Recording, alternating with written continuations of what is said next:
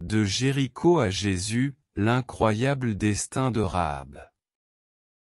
Aujourd'hui, nous allons plonger dans l'histoire inspirante de Rahab, une femme dont le parcours défie les attentes et les stéréotypes.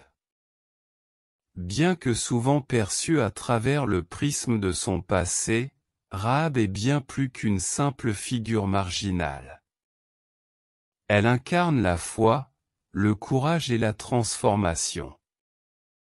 Dans un monde où les jugements sont fréquents et où les apparences peuvent tromper, l'histoire de Rahab nous enseigne que Dieu peut utiliser n'importe qui, peu importe son passé, pour accomplir de grands desseins. Découvrons ensemble comment cette femme de Jéricho est devenue un exemple de foi et un instrument de salut, non seulement pour elle-même, mais aussi pour sa famille et au-delà. C'est l'histoire d'une femme à laquelle personne ne s'attendait qu'elle réalise quelque chose de bon. Et pourtant, Dieu se servira d'elle pour jouer un rôle majeur et sauver sa famille. De prostituée à épouse, jusqu'à devenir l'ancêtre de David et du Seigneur Jésus. De qui parlons-nous? De Rahab.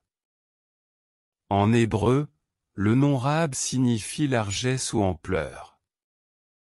Dans certains textes bibliques, il symbolise aussi une force du chaos que Dieu vainc.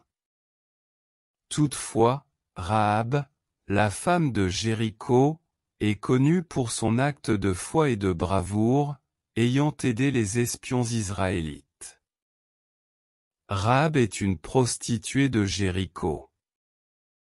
Dans sa maison, elle offre l'hospitalité et ses faveurs aux voyageurs. Il est normal que les espions israélites logent chez elle, pris pour des clients, ils peuvent plus facilement passer inaperçus. On parle des Israélites depuis un certain temps déjà, mais il est désormais évident que leur attaque est imminente. Habitant une maison construite sur la muraille, Rahab se sent particulièrement vulnérable. Comme le reste des habitants de Jéricho, elle est terrifiée, mais contrairement à eux, elle se tourne vers le Dieu des Israélites pour obtenir le salut. Elle est la seule à le faire. Sa foi lui donne le courage de cacher les espions du camp adverse et de mentir aux autorités de sa propre ville. Elle sait qu'une telle attitude lui fait courir un danger, elle pourrait être mise à mort si les espions étaient découverts.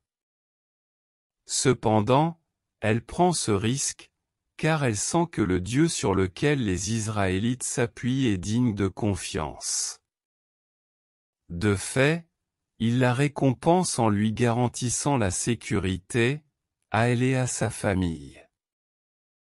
Dieu œuvre à travers des personnes comme Rahab que nous aurions, nous, tendance à rejeter. Ce qu'il voit en elle, c'est la foi, non sa profession.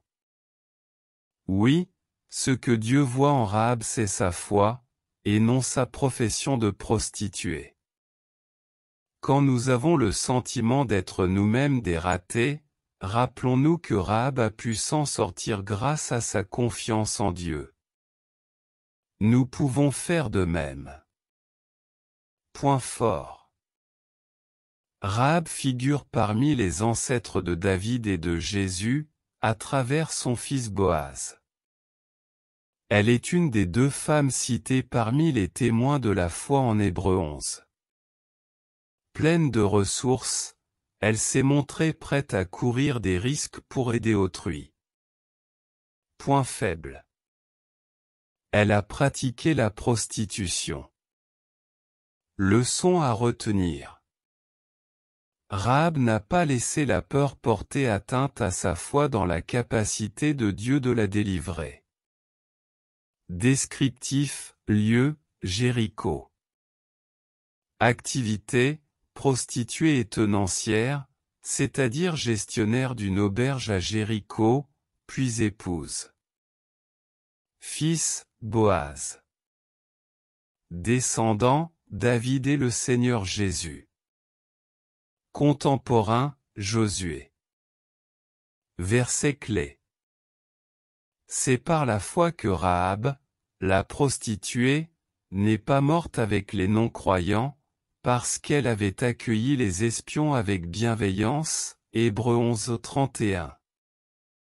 L'histoire de Rahab nous rappelle puissamment que Dieu voit au-delà des apparences, des étiquettes et des jugements que la société impose.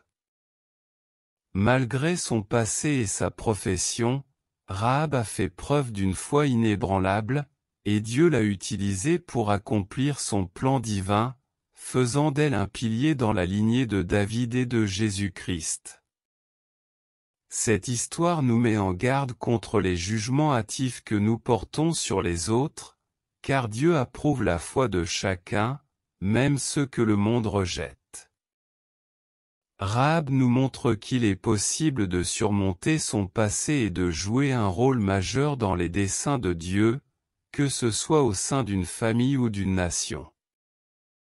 Que cette histoire nous inspire à ne jamais sous-estimer la puissance de la foi en Dieu et de la bienveillance dans notre propre vie.